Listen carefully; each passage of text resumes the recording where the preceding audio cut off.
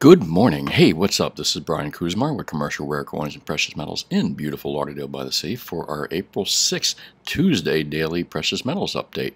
Nice and cool out there, 63 degrees. I thought we were at the end of our I won't call it winter because we don't have a winter, end of our spring months, but apparently we're still getting some great weather. Can't be happier about this. Well, let's take a look at metals prices up, a little bit up today. I'll go over a couple of news articles here, and then I'll go over spot prices, and I'll do comments from yesterday's videos. Let's take a look at my screenshot here. In my opinion, we are in the countdown at this point. I think the market's been pretty much monkey hammered about as low as it's going to go until we see a complete economic collapse. And if you've been watching my show, you know that my belief in the economic collapse is that it'll take the paper price of gold, silver, and metal down with it, but it'll only be temporary. It's already happened once in 2008 when we had our economic collapse. Gold and silver dropped dramatically. I want to see at least 40%. I'm kind of pulling that out of my hat, though. I don't know the exact figure, but it dropped substantially at the same time that the whole world pretty much collapsed. The financial system collapsed in '08. Gold and silver collapsed as well. However, if you think premiums are bad right now, if I remember, gold was bringing as much as, well, even just as much as now. It was over $200 per ounce. And remember, gold was closer to that $1,000 mark. It was below $1,000 at the time. And silver was closer to that $12 mark or something like that, 10 or 12. And silver was bringing a $5 to $10 premium in 2008 during the economic collapse. Right after the collapse, silver deliveries we were being told it could be up to 3 months, 4 months out. We were waiting 2 or 3 weeks for deliveries, not too dissimilar to what we're seeing now. But in '08, during the financial collapse, you just couldn't buy metal anywhere. And if you did, it was a huge, huge premium over the paper prices. And that's what will happen again. When we see equities or, again, another financial collapse, you will see the price of gold, silver, and platinum paper price collapse as well. But will you be able to buy it at that price? Highly unlikely. Not just because you won't be able to buy it because you won't be able to pay enough for it, but delivery will be drawn out. It'll be tough to get. So meanwhile, stack up while you can, folks. If there's a remote chance you can buy when that happens, good on you, but I highly doubt it. So I'm in my countdown right now. 10, 9, 8, 7, 6, 5, 4, 3, 2, 1. Blast off. Houston, we've got ignition here because I think they pretty much have run out of ammo. And there's a good reasoning why we saw this heavy hammering here about a week or so ago, right before April contracts were due. And there's an article in here we'll touch on that touches on that as well. Looking at Zero Hedge today, a couple articles here that I found very interesting. And again, if I start reading all these articles, we're going to be here forever. And I know you guys are good readers. I mean, you're good listeners. You should be good readers. So, as I said, ZH should be on your bookmarks bar. If you're a new listener here, put ZH on your bookmark bar. There's some nonsense on ZH, but there's also some good stuff and a lot of different opinions that you will not see in corporate media anywhere. And by the way, if you guys have publications that you love to read or a news hub like Zero Hedge that provides different opportunities to learn different mindsets, different opinions, different narratives, other than what you get from corporate media, which is the same central narrative.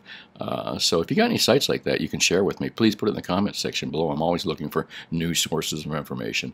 88 years ago, FDR banned gold. Will Bitcoin ban be next? Well, I like this article for one reason, because it does kind of bring up the fact that governments hate competition, and so do banks, and that's why Bitcoin will not be banned, but it will be heavily regulated. And then when it gets to the point where it's heavily regulated, most people won't want to play it. It'll just become a really fancy money market of some sorts, where people will just unload money temporarily until they put it somewhere else.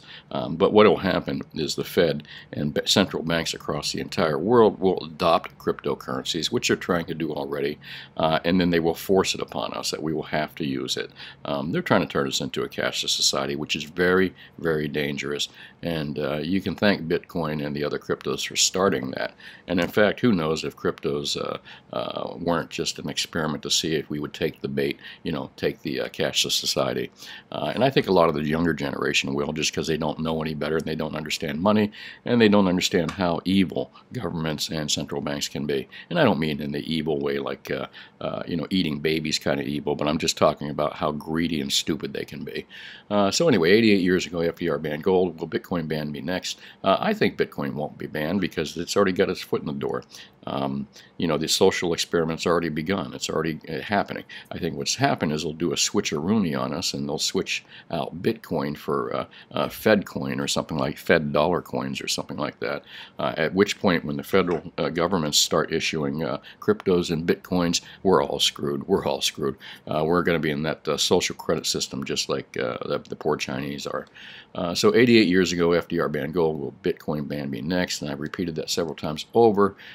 And by the way, if you ever get a chance, look at my videos on Franklin D. Roosevelt's banned gold. There's a lot of people that say you have to buy gold coins, you can't buy gold bars, and you better not leave your name with your local coin dealer because they'll come and confiscate it, which is total bullshit. Anyone that tells you that the government's going to start confiscating gold and they're going to come in and start looking for receipts on who owns gold, they're full of shit. And I'd say it right to their face. The government doesn't give a shit, really. I mean, they'd rather have you put your money somewhere else, but gold people and silver people are such a small afterthought, not even close to being an afterthought, actually. If the government needs money, they're not going to come and confiscate your gold, knocking down your door to get your gold. That's not going to happen. It would cost them millions to do that, and it would account to just outright theft. You know what they can do and raise 10 times, 100 times, 1,000 times as much more money? With a stroke of a pen, they can attack your pension accounts, they can attack your retirement account, they can attack your paycheck, they can attack, they can get anything they want with a stroke of a pen. Do you really think they need to get guards to go and break down doors to get your gold? No, that's total bullshit. That was bullshit done by telemarketers to sell you overpriced coins instead of bars. That's it. But no less, this article kind of compares the two. There's no comparison between the two. Gold was banned at the time by FDR because we were on a gold standard. He could justify asking citizens to turn in their gold to back the dollar because we were on a gold standard. So we're no longer on a gold standard. There's no need whatsoever to ask people to turn in their gold. They don't even need it. They call it a relic, actually. So what do they need gold for? The only people that have gold are central banks, where they store it in their vaults deep down deep, and they covet it, and they don't let it go, and they tell us that gold's worthless. Meanwhile, they have tons of it themselves, and they try to pass off the cheap paper on us. That's exactly what they do. They want to keep the good stuff, and they want to pass the crap on to us. But no less, you don't have to worry about gold being banned at all. It's not going to happen. You're not going to have your gold confiscated. Just not going to happen. Will Bitcoin ban be next? Again, we've been talking about that for a year. Of course it will be. Like I said, they hate competition. That's why. Good article on ZH. I would definitely read it. It's done by the Mises Institute, so it's very well written. Again, highly recommend you read that. There's another site that you should probably put on your board too, the Mises Institute. But this gets more into political stuff. But they do talk a lot about economics as well. Take a look at this. It's under ZH. 88 years ago, FDR banned gold. Will Bitcoin ban be next? Again, it's done by the Mises Institute, so it may also come up there if you do a search on your search engine. ZH, just looking over their articles today, not too much on gold and silver. One other little article I'll get to here in a moment. Of course, California has a double mutant. Where else would a double mutant show up in the United States? Sorry, California. And I'm sorry for people that live in California. Sorry that you have such a crap governor and government there. Florida's back open, and we're doing a pretty damn good job. And I don't see California is such a beautiful state, and I love people in California. I just hate their government. Let me move along here. I don't hate. That's a strong word. I extremely dislike their ridiculous, stupid, moronic government. How's that? Supreme Court Justice Thomas suggests Facebook, Twitter could be regulated like utilities. I talked about that before. Again, that falls into politics, so we won't go into there. Peter Schiff, Friday's payroll does not reflect job creation. And I think Peter's exactly right about that. That's something I didn't talk about yesterday. I like Peter Schiff, too. I read and listen to a lot of his things. A very intelligent, astute man, in my opinion. But Peter Schiff talks about the report didn't reflect job creation. And it actually makes a lot of sense if you think about it. Most of the jobs that were gained were probably jobs that were temporarily laid off, people that just went back to their old jobs. Again, a small percentage of people compared to what was laid off, but that'll be hailed as a economic recovery. You know, if we gain a million jobs, people will be throwing their arms up, hey, we did it, which is total bullshit, because we're miles away from a recovery, actually. But Pete makes a very good point here, that those are just people getting back their old jobs, so there's been no job creation. But they'll spin it. They'll try to make it look good. It's all about the narrative, and it's all about propaganda. That's my opinion. Japan posed blah, blah, blah, blah, blah, blah. Monetary policy at crossroad. Policymakers need to break promise of easy money to avoid boom and bust. Well, we've known that for years, but will they do that? Most likely not. Here's the two, Powell and Yellen, the two people that have been doing the same thing over and over and over. You want to know what the definition of insanity is screwing up and keep making the mistake over and over, the same mistake over and over and over. That's the definition of insanity. And what we've got is insane central bankers. That's my opinion again. Let's see. Well, you know, the fact that the governor of Florida has done such a great job opening up the state, getting rid of mask mandates, getting rid of closures. The governor of Florida seems to have done a good job with this. Business is back to normal down here, almost to some degree. A lot of restaurants, a lot of businesses are still closed and will never reopen, but I think the recovery of Florida will be one of the best in the entire nation, and won't have the bad results of people getting ill. But meanwhile, the press, the media, which corporate media sucks, folks, and if you haven't figured that out, you will soon. Corporate media slams and actually lies about the governor of Florida, and makes up a bunch of stories just to make him look bad because their narrative is being destroyed. Anyways, again, nothing to do with gold and silver. I do apologize. Let's move along some other things. A couple articles here.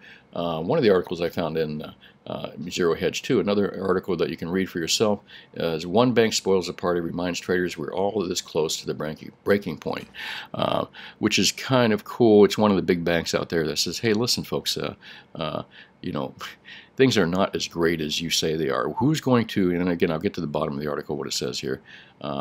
Zing then notes that the bank's model suggests that increase in coupon issuance since last year has rate 10 yield above the 48 BP, although about 30 BP of that is being offset by buying 880 billion per month. The question is, what all of this comes to a head? When does this market realize that MMT is nothing but bullshit?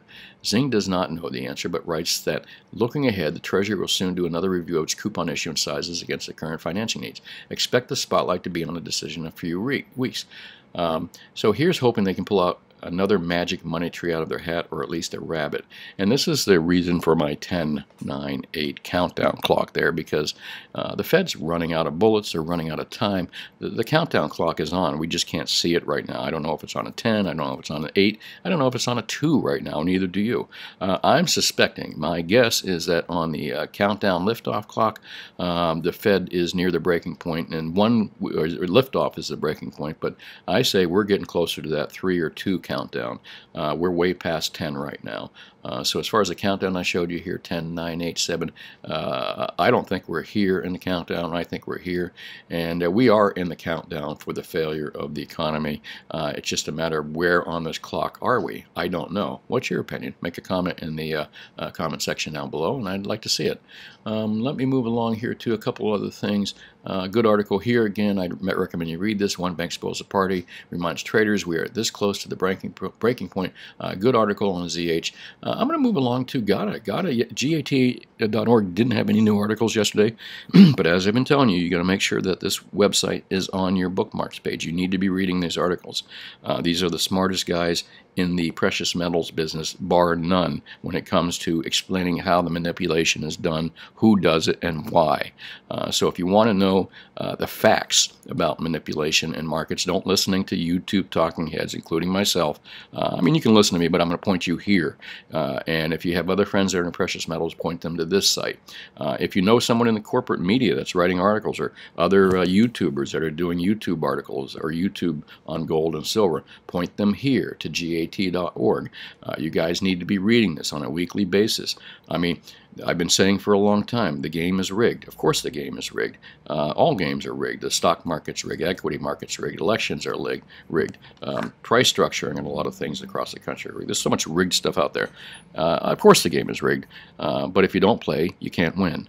And what's the secret of winning? Knowing how the game is rigged. And we know how the game is rigged in gold. We've known for quite some years, thanks to guys and ladies at GAT.org. So you need to be reading this, because if you read this, you'll know how the game is rigged, and you will win the game.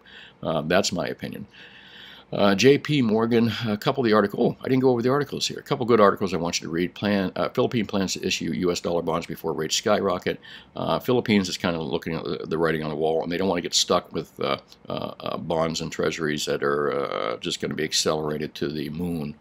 So they're going to start being proactive. It's kind of interesting to see smaller countries like the Philippines starting to be proactive against what could be a collapse of the dollar, a collapse of the U.S. economic system, and more than likely the collapse of the worldwide economic system, except for the countries that are doing the right things.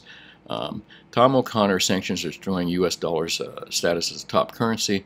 Wow, Tom O'Connor's, we have talked about this, I can't tell you how many times on this show, that the U.S. has, the U.S. dollar was once, because of the Bretton Woods Agreement, we were the dollar reserve. We were the reserve currency of the whole country. Everybody coveted our currency. Everybody, even the people that hated us, loved to have U.S. dollars. The Viet Cong had U.S. dollars.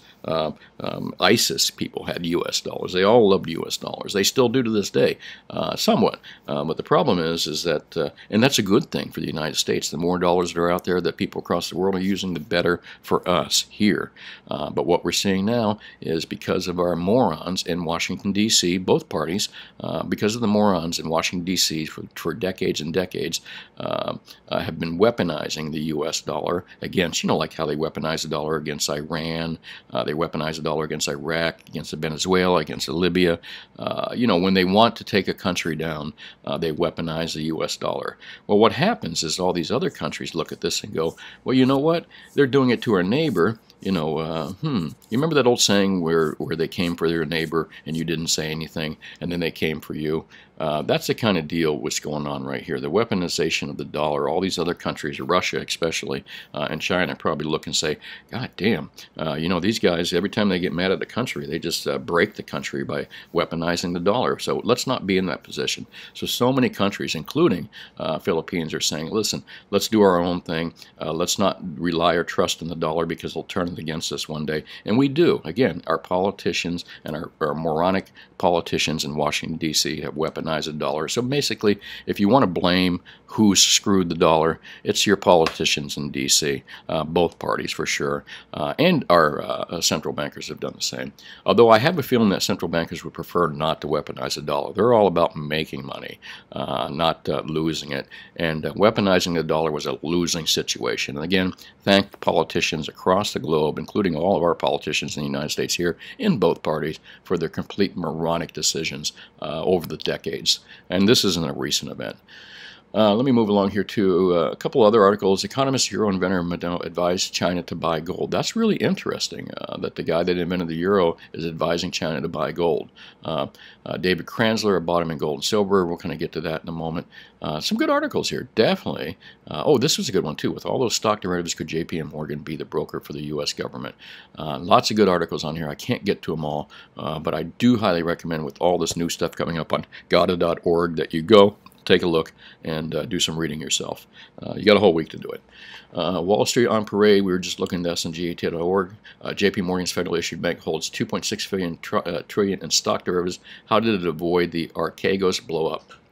Well, if you know, I've been off and on mentioning it, kind of like, not making a topic or a subject of it, that J.P. Morgan, I believe, works directly. They are the broker for the U.S. government secretly. And I don't mean like secret, like, but it is kind of in a covert way. You don't see information, you don't see paperwork on it. But I'm pretty much sure that J.P. Morgan is the secret broker for the federal government. And if not, they have so much inside information and so much stuff that makes them wealthier and wealthier. They're in bed with the government somehow. Trust me on this. That's my opinion. So anyway, this raises serious questions as to whether the Senate Banking and House Financial Committees should be investigated investigating the gamification of markets or the monetization of the stock market via Wall Street's ownership of federally insured deposits. Whole bunch of crazy stuff going here, but you know, if you remember, these people don't go to jail, they just get heavily fined. JP Morgan finally got busted for manipulating the gold prices after CNBC, Bloomberg, Wall Street Journal, all these corporate publications for decades said that was tinfoil hat conspiracy theory, that JP was manipulating gold markets. And then boom, what happens? People like GAT.org, you know, the people that I keep telling you need to read, keep bringing up facts and stuff like that. Eventually this gets around to the investigators at the U.S. government. If you think your politicians are stupid, you should meet some of the investigators for these like SEC and all these people are completely clueless. I don't even know how they got their jobs. So you got the blind basically trying to find the blind, more or less, when it comes to this. But JP got hit with almost $1 trillion in no, I'm sorry, $1 billion, my apology, almost $1 billion in fines. It was like $987 million for manipulating, spoofing the gold market. That's all serious stuff. Spoofing is that stuff that we talked about where they make fake orders, they put them out there so it triggers sells on you know, ETFs and all that stuff. These guys were doing evil shit, man. But were they doing it at the behest of the government? It's possible. It's very possible. But no less, they were doing a lot of evil stuff, and nobody goes to jail in these deals. They just get fined big. So JP got fined $987 million for manipulating gold and silver markets. Nobody went to jail, but chances are they made $4 billion. So they made 4 times as much money as the fine. And again, you know, the regulators are absolutely morons too, so don't expect much from there. At some point, you got to think that they're going to hang themselves, and that's what you got to hope for with the central, well, not with the central banks. I'm sorry. You got to hope with these manipulators that they get so greedy that they eventually hang themselves, and I think that's what's going to happen. Sanctions are destroying U.S. dollar status as world top currency. I'm sorry, I kind of got confused. That's exactly what we were talking about here, about the sanctions destroying U.S. dollar status as world currency. This is on Newsweek, one of the lamest corporate publications out there, but no less kind of interesting that they're covering this story. Oops, sorry about that. Let me click that off. So do take a look at those stories as well. Possible bottom in gold and silver. This was kind of another interesting article. I think I found this in not Zero Hedge, GAT.org as well. Where was that? There it is, Dave Krangler, bottom in gold and silver. Good article. Would recommend you read that as well. Let's see if I can get a few bullet points here, a few little quick points here.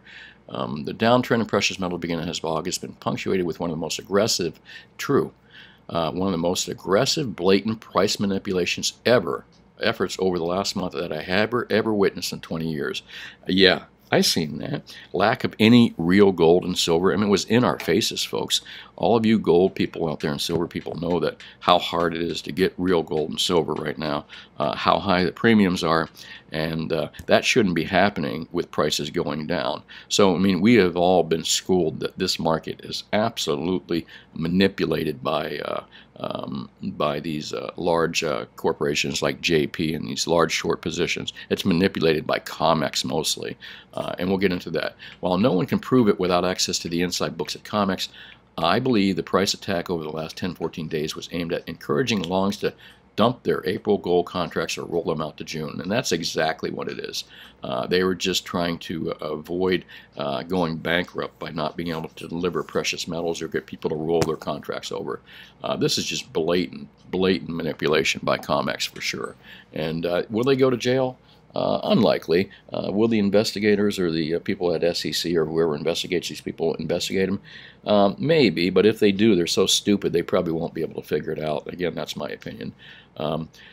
Let's take a look at this. Most of the price decline over this period, in fact over the last 6 months, occurred only after India and China and the rest of the Eastern Hemisphere physical buyers had closed shop for the day, leaving only paper gold traders to play in the unsupervised gold and silver paper sandbox.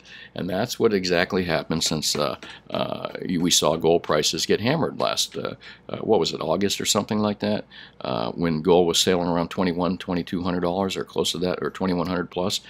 We saw it get monkey hammered. And again, it was all in the paper markets. We've been talking about for a year, the phony paper markets. This is why, if you know anybody that owns COMEX contracts, And again, COMEX contract, I think on silver is 5,000 ounces or something. But you know anybody that owns COMEX contracts, tell them not to roll them over. Tell them to ask for delivery. And if they're not going to ask for delivery, tell them not to even play in that market. Tell them to go out and buy actual real bars, gold and silver.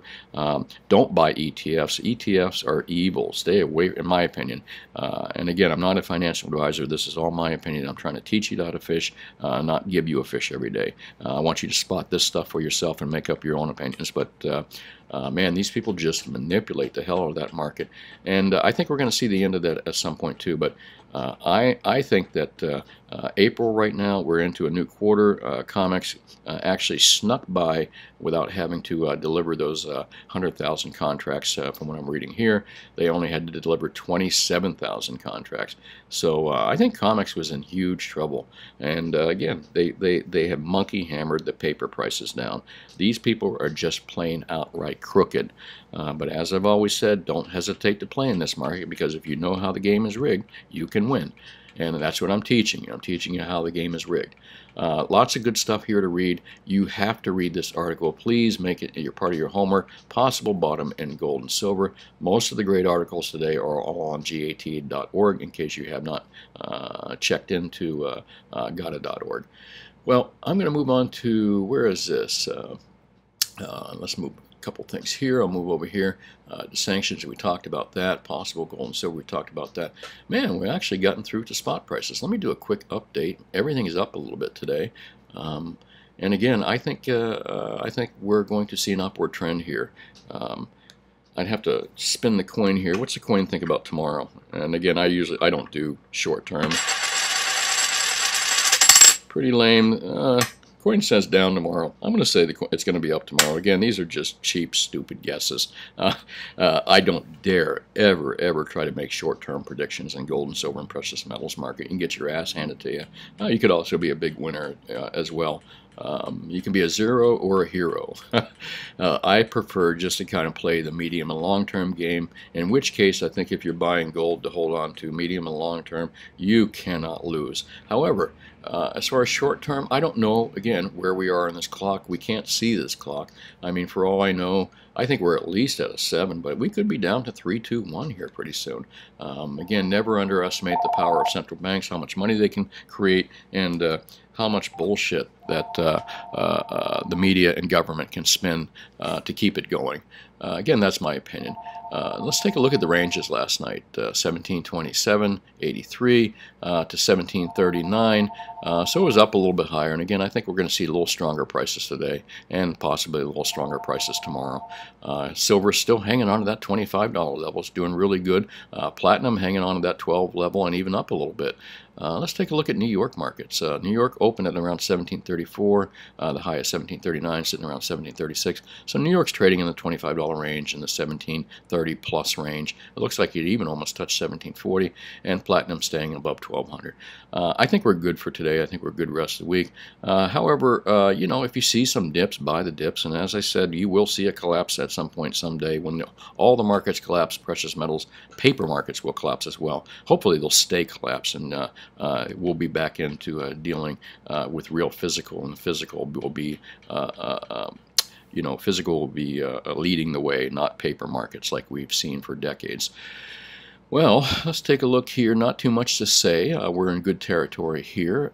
Again, I still think anything below $2,000 is cheap for gold.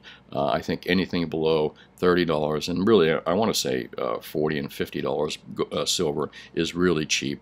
I think anything below $1,300, $1,400 platinum is really cheap.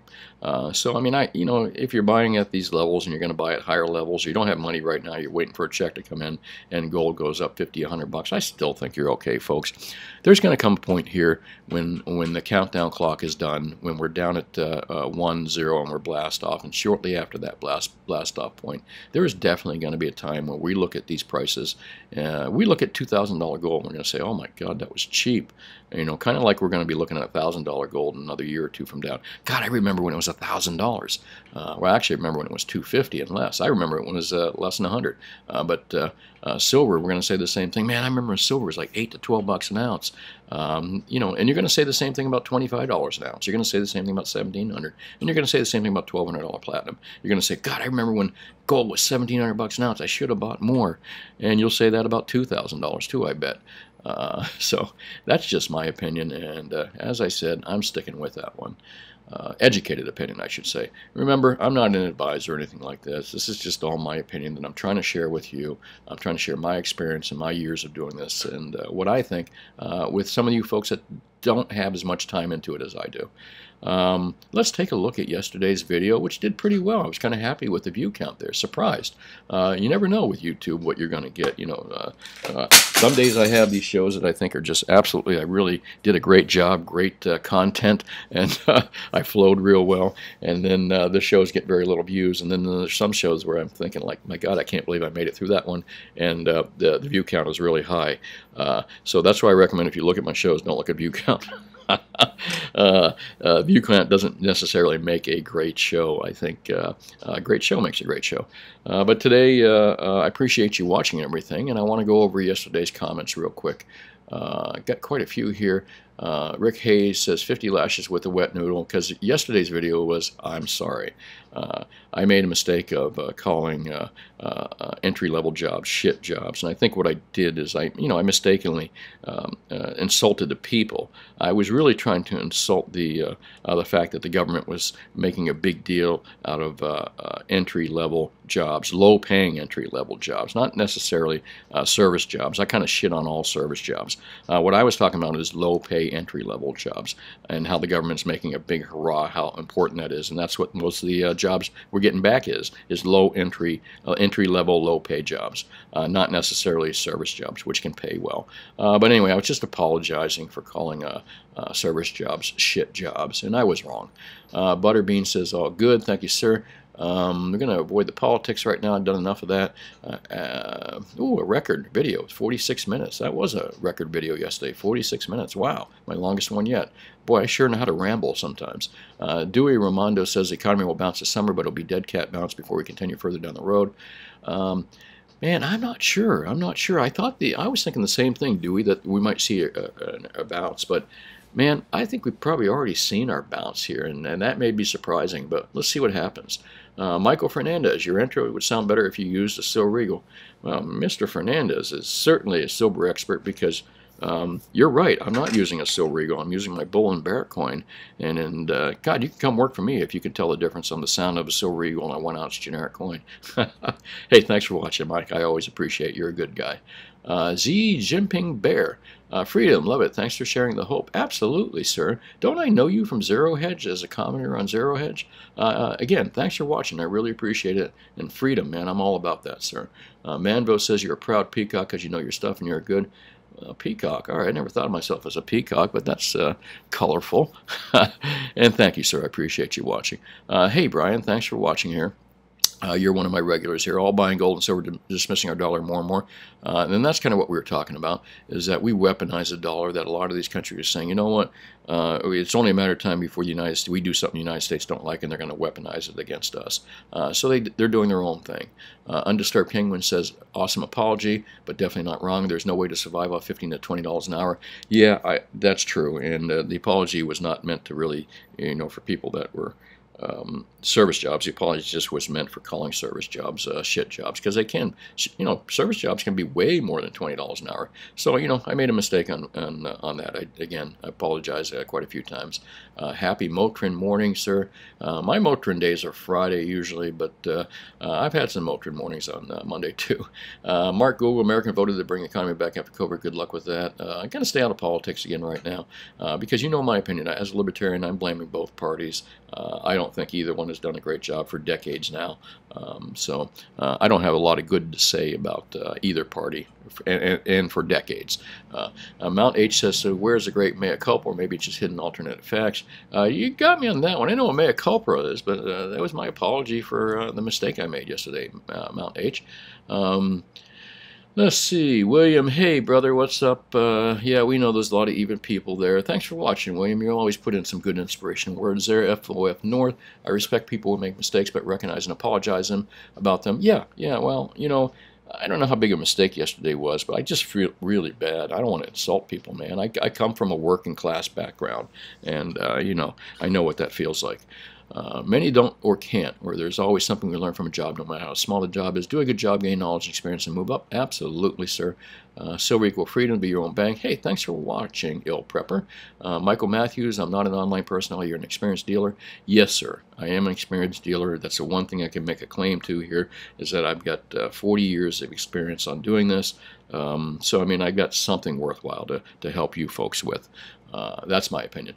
Joe Rock, this new administration is liability to the American way of life. I just had another 100-ounce bar of silver today. Recommend you all do the same. Absolutely keep stacking, Joe. Thanks for watching the show. And Michael Maldonado Jr. says, damn, what an awesome man for apologizing for that. I love the content. Well, again, as I said, I needed to do that because I felt badly. I was thinking to myself, I'm sitting here and I'm working a service job, and I hear some guy say that. I'm thinking, like, what an asshole for saying that. And I don't want to be an asshole. And again, it was a complete big mistake by me saying that. I didn't mean to say service jobs were shit jobs. I meant to say that entry-level jobs were shit jobs, generally. I mean, for adults, they're shit jobs. You can't get anywhere in life with that. And that's why they're called entry-level jobs. Well, that's really about it. This is Brian Kuzmar with Commercial Rare Coins and Precious Metals. Where am I? What is that? Is that my webpage right there? There it is. Nope. My webpage seems to be down today. It's not showing any of the graphics or anything. It's just showing, what is it showing? Not much of anything. Hey, oh my gosh, there it is. Let me see. I'm going to go to my video and use this as my closing here.